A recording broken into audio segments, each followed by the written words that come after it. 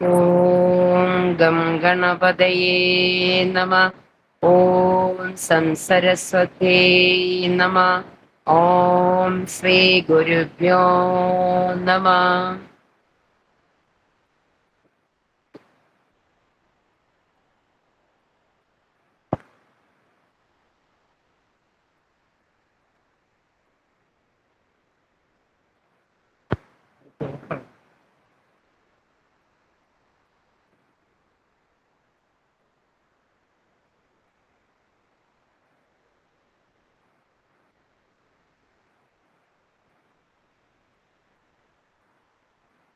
ഓം ശ്രീ ഗുരുഭ്യോ നമ.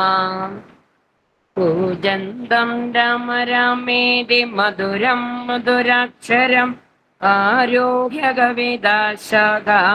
വന്ദേ വാൽമീകി കോകിലം.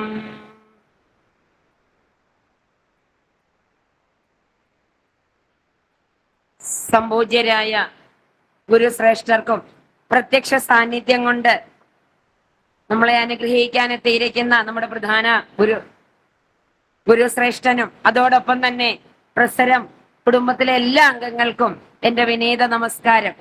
കർക്കിടക മാസത്തിന്റെ എല്ലാ പ്രതീതികളും പ്രതിധ്വനിച്ചുകൊണ്ട് മഴയും അതോടൊപ്പം തന്നെ എനിക്ക് കിട്ടിയിരിക്കുന്ന എന്റെ ഗുരുനാഥൻ കനിഞ്ഞരുളി തന്നിരിക്കുന്ന അഗസ്ത്യ സന്ദർശനവും അഗസ്ത്യ സ്തുതിയും. ഇടയ്ക്ക് വിദ്യ എന്നോടൊന്ന് ചോദിച്ചതാണ് ഒന്ന് മാറ്റി തരാമോ എന്ന്. എന്തോ എനിക്ക് തോന്നിയില്ല. സാധാരണ ഞാൻ ആ കുഴപ്പമില്ല എന്ന് പറയുന്നതാണ്. എന്തോ എനിക്ക് അതിനോടൊരു ഇഷ്ടം തോന്നി. അതുകൊണ്ട് തന്നെ ഞാൻ പറഞ്ഞു എനിക്ക് സാറ്റർഡേയിലേ പറ്റുന്നുള്ളൂ, അതുകൊണ്ട് ഞാനത് മാറ്റിയുമില്ല. അതുകൊണ്ട് ഗുരുനാഥന്റെ അനുഗ്രഹത്തോടെ എന്തെങ്കിലും പിഴവുകളുണ്ട് നേരിട്ട് തന്ന് പറഞ്ഞു തരാൻ ആളുണ്ടല്ലോ എന്നുള്ള സന്തോഷത്തോടെ ഞാൻ എൻ്റെ കർത്തവ്യത്തിലേക്ക് കടക്കുകയാണ്. നമ്മുടെ പ്രസരം കുടുംബാംഗങ്ങളുടെയും തൃക്കൈക്കാട്ട് സ്വാമിയാർ മഠത്തിലെ ശ്രീരാമ ഹനുമത് ദേവസ്ഥാനത്ത് രാമായണ മാസം സമുചിതമായി എല്ലാ വർഷത്തേതുപോലെ ഇപ്രാവശ്യവും നടത്താൻ തീരുമാനിച്ചിരിക്കുകയാണ്. ഈ അവസരത്തില് എനിക്ക് കിട്ടിയിരിക്കുന്ന വിഷയം ഞാൻ പറഞ്ഞു കഴിഞ്ഞു. അഗസ്ത്യ സന്ദർശനവും അഗസ്ത്യ സ്തുതിയുമാണ്. ഇതുപോലെ തന്നെ അവസാന ഭാഗത്തിലുമുണ്ട് അഗസ്ത്യ ആഗമനവും അതോടൊപ്പം തന്നെ ആദിത്യ സ്തുതിയും ഒക്കെ. എങ്കിൽ പോലും വേറിട്ട് നിൽക്കുന്ന നമ്മള് രാമായണത്തിലുടനീളം എഴുത്തച്ഛന്റെ കിളിപ്പാട്ടിലാണെങ്കിലും അതോടൊപ്പം തന്നെ വാൽമീകി രാമായണത്തിലൊക്കെ ആണെങ്കിലും കബന്ധ സ്തുതി, അതോടൊപ്പം തന്നെ നാരദ സ്തുതി, ജഡായു സ്തുതി ഒക്കെ നമ്മൾ പഠിക്കുന്നുണ്ടെങ്കിൽ പോലും ഓരോ അക്ഷരങ്ങളിലൂടെയും കടന്നു പോകുമ്പോൾ രാമായണത്തിന്റെ ഈ രാമായണം എന്ന് പറയുമ്പോൾ നമ്മൾ എന്നും കേൾക്കുന്ന, സാർ ഇന്ന് മെസ്സേജിൽ കൂടി പറഞ്ഞതുപോലെ ഒരു ആവർത്തന വിരസത പലർക്കും തോന്നുമായിരിക്കും. ഇതെന്നും കേൾക്കുന്നതല്ലേ, അതേ കഥയല്ലേ എന്ന്. അല്ല, ഓരോ പ്രാവശ്യവും നമ്മൾ വായിക്കുമ്പോൾ അതിന്റെ അർത്ഥസമ്പുഷ്ടിയിലേക്കും. അപ്പൊ അത് പറയുമ്പോൾ എനിക്ക് കുഞ്ഞുണ്ണി മാഷിന്റെ ഒറ്റവാക്ക് വ്യാഖ്യാനത്തിലേക്കാണ് എനിക്ക് തോന്നുന്നത്. കാരണം കുഞ്ഞുണ്ണി മാഷ് ഏതൊരു കാര്യത്തിനും പൊക്കമില്ലായ്മയാണ് എന്റെ പൊക്കം എന്ന് പറഞ്ഞതുപോലെ അതോടൊപ്പം തന്നെ രാമായണത്തിനും അദ്ദേഹം ഒറ്റ വാക്കിലൊരു വ്യാഖ്യാനം തന്നു. രാവുമായണം പ്രകാശം പരക്കണം. സത്യമല്ലേ? അത് എത്തി നിൽക്കുന്നത് എവിടെയാന്ന് നമുക്ക് തോന്നും. ഇതെന്നാ രാത്രി മാറിയാൽ പ്രകാശമല്ലേ പകലല്ലേ എന്ന് നമുക്ക് തോന്നിയെങ്കിലും അദ്ദേഹത്തിന്റെ കുഞ്ഞുണ്ണി മാഷിന്റെ ആ വ്യാഖ്യാനത്തിൽ അർത്ഥം എത്തി നിൽക്കുന്നത് നമ്മുടെ ഗുരുവിലാണ്. അതാണ് ഇവിടെ ഇപ്പൊ നമ്മൾ അഗസ്ത്യ സ്തുതിയിലും മനസ്സിലാക്കാൻ പോകുന്നത്.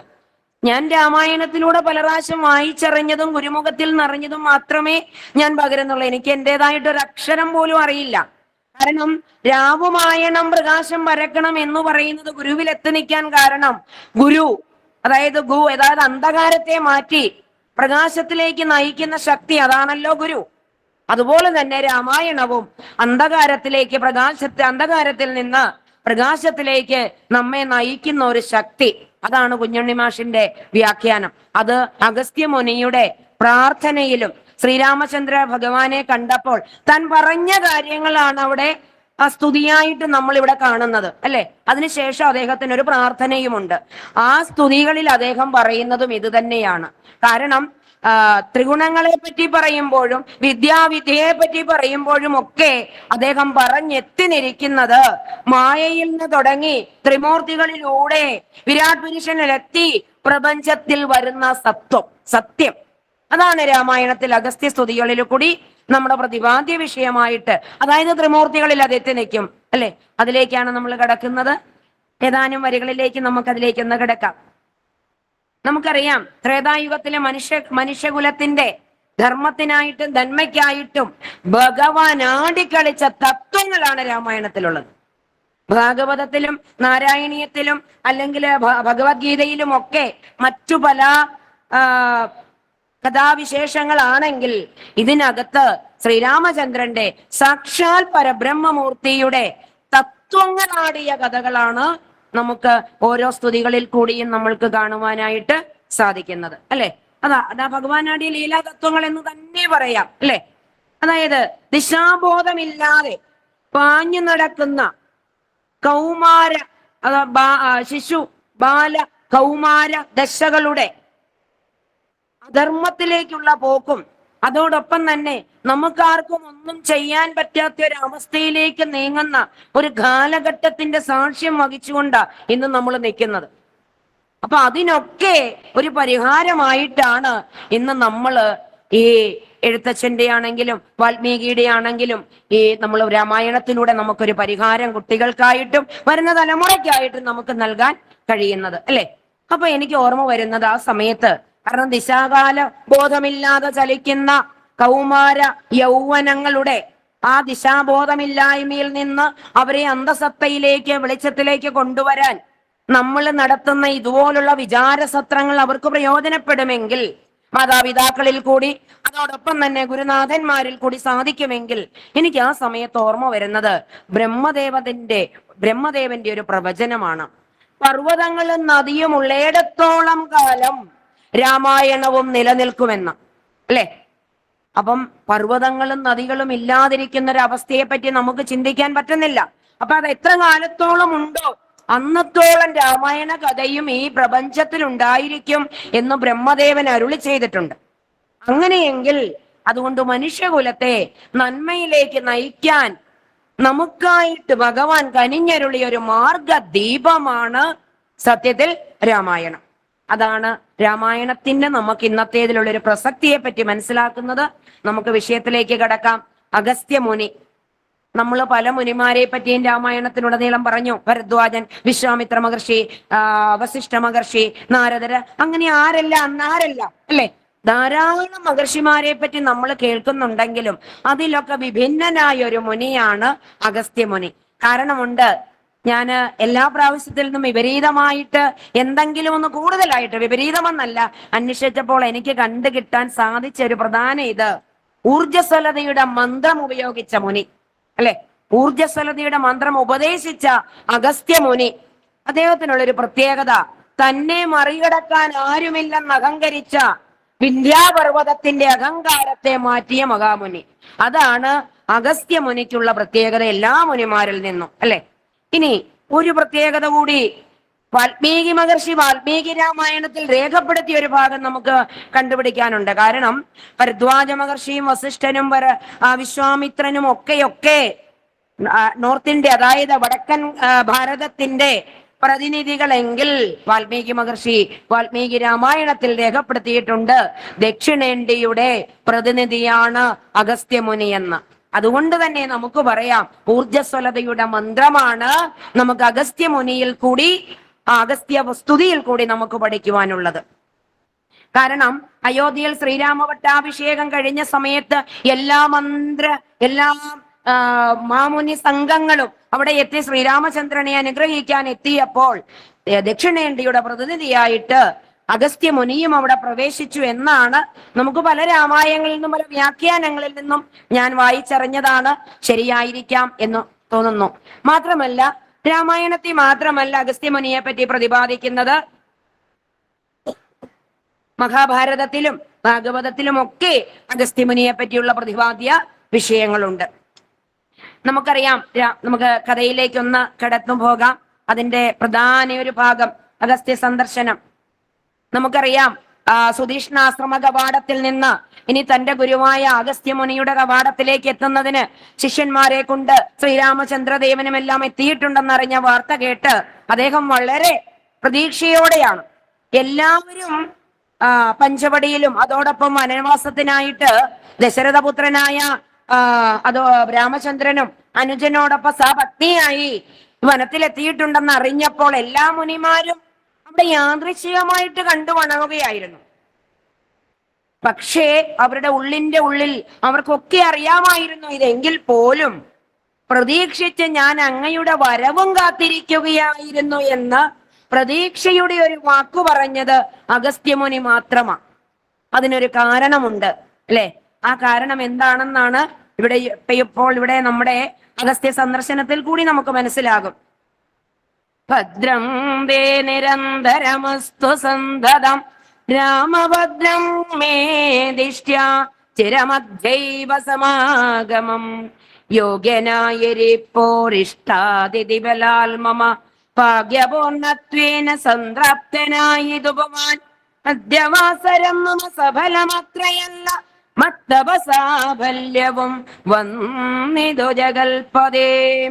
കുംഭസംഭവൻ തന്നെ കണ്ടു രാഘവൻ താനും തമ്പിയും വൈദേഹിയും സംഭ്രമസമന്വിതം കുമ്പിട്ടു ഭക്യാ ദണ്ഡ നമസ്കാരം ചെയ്തപ്പോൾ കുംഭജന്മാവുമെടുത്തിഴം നിൽപ്പിച്ചു ശീഘ്രം ഗാഠാശ്ലേഷവും ചെയ്തു പരമാനന്ദത്തോടും ഗൂഢവാദീശാംശജനായ ലക്ഷ്മണനെയും ഗാത്രസ്പർശന പരമാഹ്ലാദജാത സ്രവന്നേത്രകീലാകുലനായ താപസവരൻ ഏകേന കരേണ സംഗ്രഹ്യ രോമാഞ്ചന്വിതം രാഘവനുടെ കരപങ്കജമതിദ്രുതം സ്വാശ്രമം ജഗാമ ഹൃഷ്ടാത്മന മുനിശ്രേഷ്ഠനാശ്രിതജനപ്രിയനായ വിശ്വേശം രാമം പാദ്യാർക്യാസനമധുവർഗമുഖ്യങ്ങളും ആപാദ്യ സംപൂജ്യ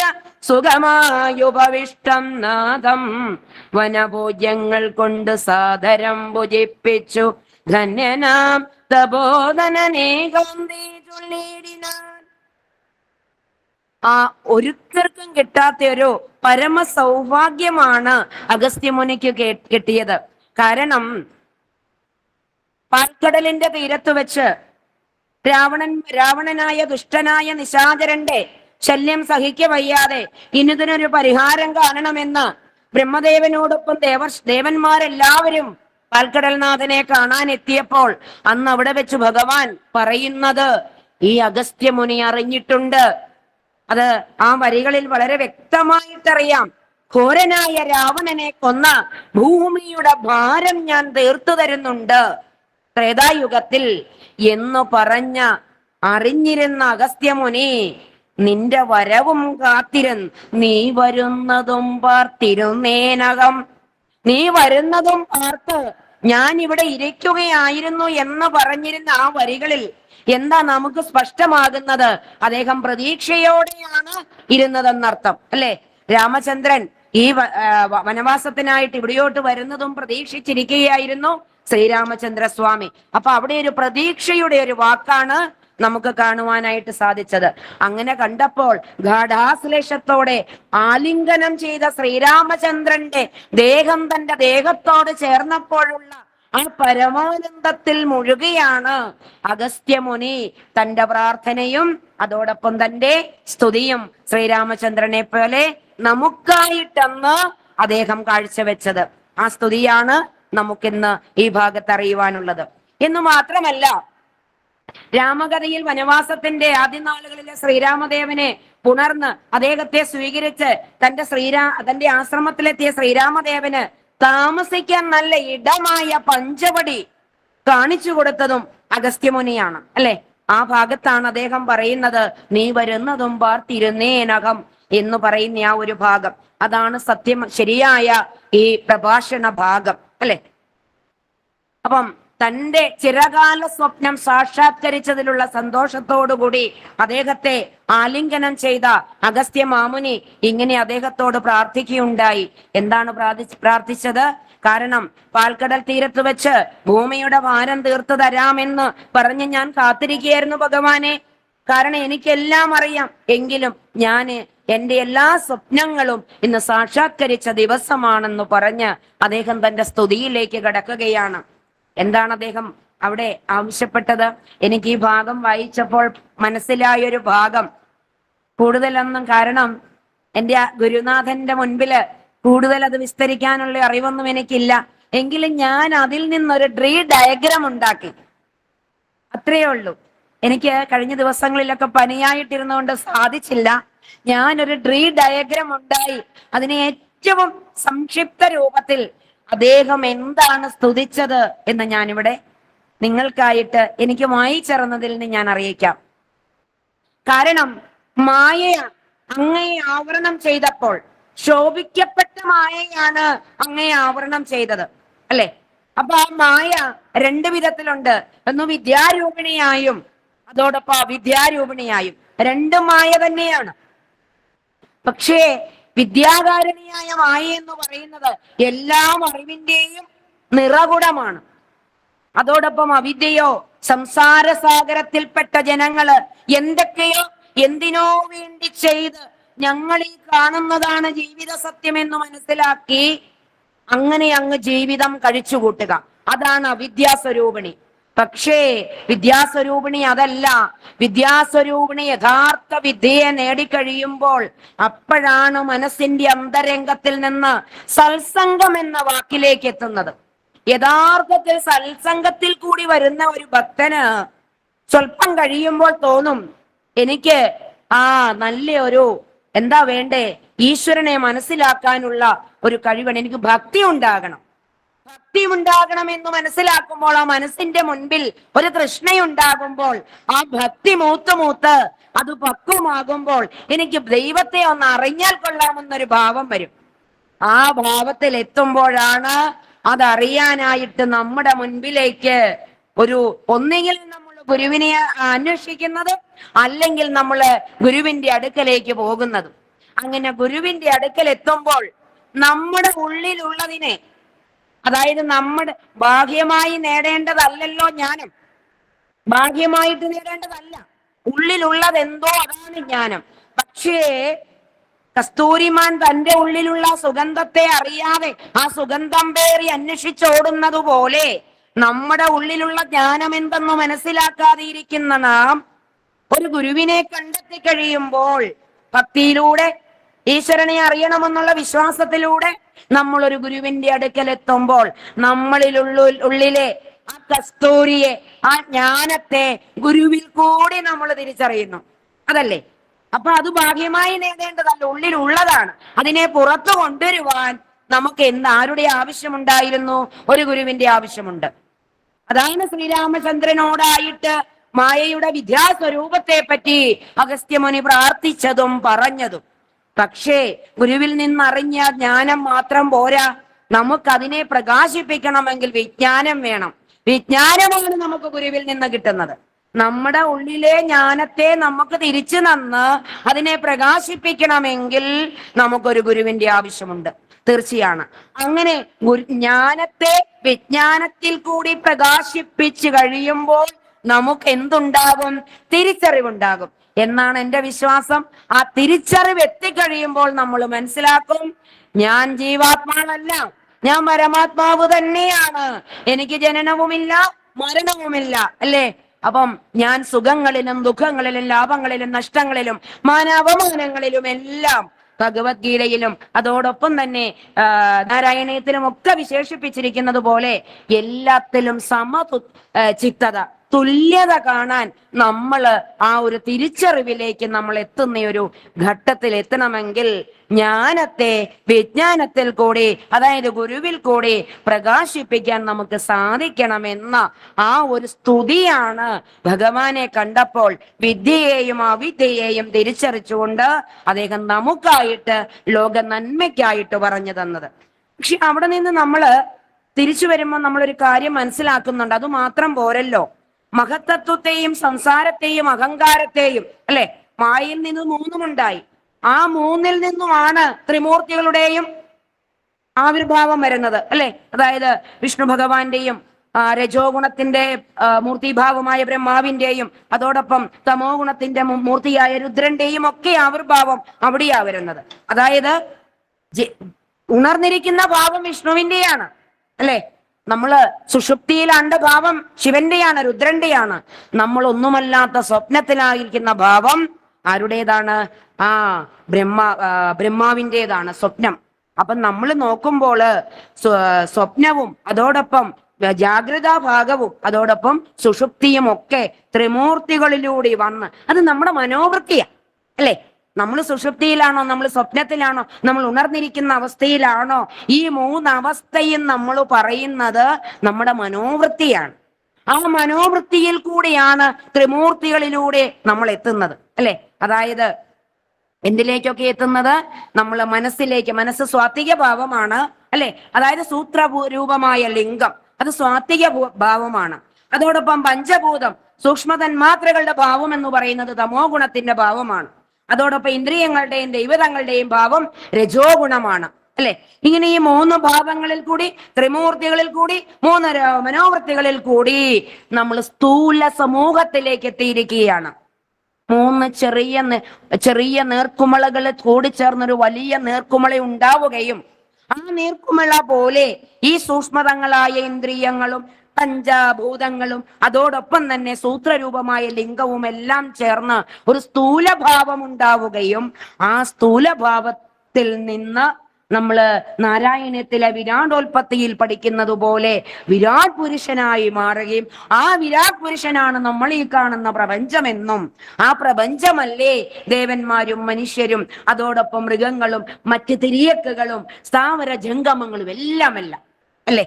അങ്ങനെ മായയിൽ നിന്ന് തുടങ്ങി പ്രപഞ്ചത്തിലെ നാനാ ജംഗമ വസ്തുക്കളിലേക്ക് എത്തിക്കുന്ന ത്രിഗുണങ്ങളിൽ കൂടി, മനസ്സിന്റെ മൂന്ന് മനോവൃത്തികളിൽ കൂടി, ത്രിമൂർത്തികളിൽ കൂടി നമ്മുടെ ഭാവങ്ങളെയെല്ലാം മനസ്സിലാക്കി നമുക്ക് എന്താണ് നമ്മൾ ഈ കാലഘട്ടത്തിൽ ചെയ്യേണ്ടതെന്ന് ഭഗവാനെ സ്തുതിച്ചുകൊണ്ട് ഭഗവാനിൽ കൂടി നമുക്കായിട്ട് പറഞ്ഞു തന്ന ആദർശധീരനായ മഹർഷിയാണ് അഗസ്ത്യ മാമുനി. ദക്ഷിണേന്ത്യക്കും മാത്രം അവകാശപ്പെടാവുന്ന നമ്മുടെ മാമുനി അല്ലെ? എന്ന് മാത്രമല്ല, ഇത്രയൊക്കെ സമയം കഴിഞ്ഞു. അപ്പൊ ഇത്രയൊക്കെ നമ്മൾ പറയുമ്പോൾ ഇതിൽ നിന്നെല്ലാം നമ്മൾ അതിന്റെ അന്തസത്തയിലേക്ക് എത്തുവാണ്. ഇതിൽ നിന്ന് നമ്മൾ ജനനമരണങ്ങളില്ലാത്ത തിരിച്ചറിവിൽ എത്തിക്കഴിയുമ്പോൾ നമ്മൾ അതിൽ നിന്ന് മോക്ഷം നേടുകയാണ് അല്ലെ? ഇങ്ങനെ ത്രേതായുഗത്തിൽ തന്നെ നമുക്ക് വേണ്ടി, ഈ ലോക നന്മയ്ക്ക് വേണ്ടി അഗസ്ത്യമുനി പറഞ്ഞു തന്നത് നമുക്ക് നമ്മുടെ ജീവിതത്തിലേക്ക് പാഠമാക്കാം എന്നും, അതും മഹത്തും ബൃഹത്തുമായ സ്തുതികൾ അല്ലെ? ഇത്രയും ഒക്കെ സ്തുതിച്ചുകൊണ്ട് അദ്ദേഹം ഒരു പ്രാർത്ഥനാ ഭാഗത്തേക്ക് എത്തുകയാണ് ഉണ്ടായത്.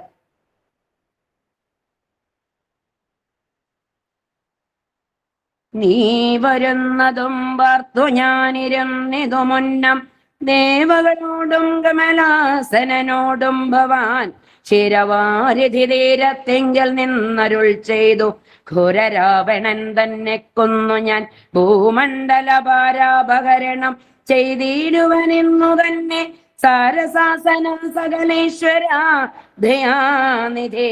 ഞാനന്നു തുടങ്ങി വന്നിവിടെ വാണേടിനേൻ ആനന്ദ സ്വരൂപനാം നിന്നുടൽ കണ്ടുകൊള്ളുവാൻ.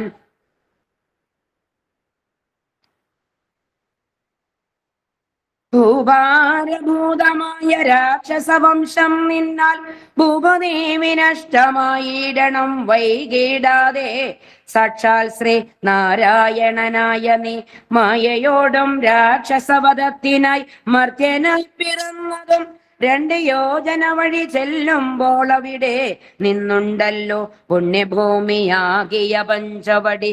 ഗൗതമി തീരെ നല്ലൊരാശ്രമം ചമച്ചതിൽ സീതയാ വസിക്കുമോയ് ശേഷമുള്ളൊരു കാലം തത്രൈവ വസിച്ചു നീ.